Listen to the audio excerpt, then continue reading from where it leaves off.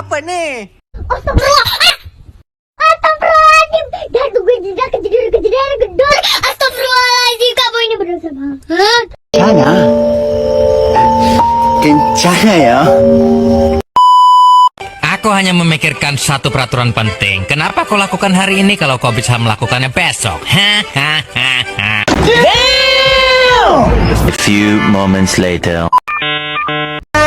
Introducing myself.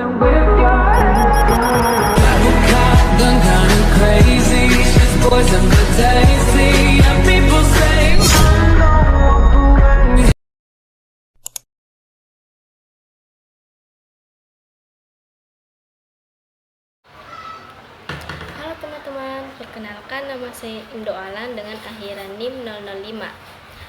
Pada kesempatan kali ini kita akan membahas tentang korupsi. Salah satu masalah terbesar yang masih terjadi di Indonesia.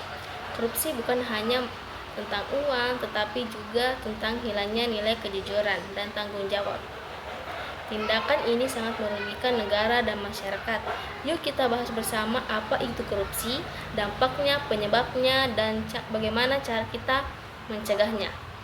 Salah satu contoh kasus korupsi yang besar yang terjadi di Indonesia yaitu kasus proyek EKTP. Ini sejumlah pejabat pemerintah menyalahgunakan dana sebesar sekitar 2,3 triliun rupiah dari total anggaran 5,9 triliun rupiah. Uang yang seharusnya digunakan untuk membuat KTP elektronik bagi seluruh warga Indonesia justru diselewengkan untuk kepentingan pribadi. Akibatnya, banyak masyarakat yang mendapatkan KTP tidak tepat waktu dan pelayanan publiknya itu menjadi sangat terganggu. Dampak korupsi seperti ini sangat besar, di mana pelayanan publiknya itu lambat, kepercayaan masyarakat juga menurun, dan pembangunan menjadi terhambat. Uang rakyat yang seharusnya digunakan untuk pendidikan, kesehatan, dan kesejahteraan justru hilang karena korupsi. Akibatnya, masyarakat kecil yang paling dirugikan. Mereka tidak mendapatkan pelayanan yang layak dan kesenjangan sosial semakin melebar. Korupsi bisa terjadi berbagai sebab, di antaranya kurangnya kejujuran, lemahnya pengawasan, dan keserakahan. Banyak orang yang tergoda oleh kekuasaan dan uang, sehingga melupakan nilai moral dan tanggung jawab. Selain itu, kurangnya pendidikan karakter sejak dini membuat seseorang mudah terbiasa dengan perilaku curang. Akibatnya dari korupsi bukan hanya kerugian materi, tetapi juga kerusakan moral bangsa.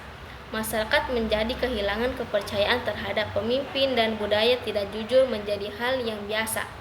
Kalau ini dibiarkan, masa depan bangsa bisa hancur. Untuk mencegah korupsi, kita harus berperan aktif. Pemerintah harus menegakkan hukum secara tegas tanpa pandang bulu. Sekolah harus menanamkan nilai kejujuran, disiplin, dan tanggung jawab kepada siswa. Dan kita sebagai generasi muda harus mulai dari hal kecil.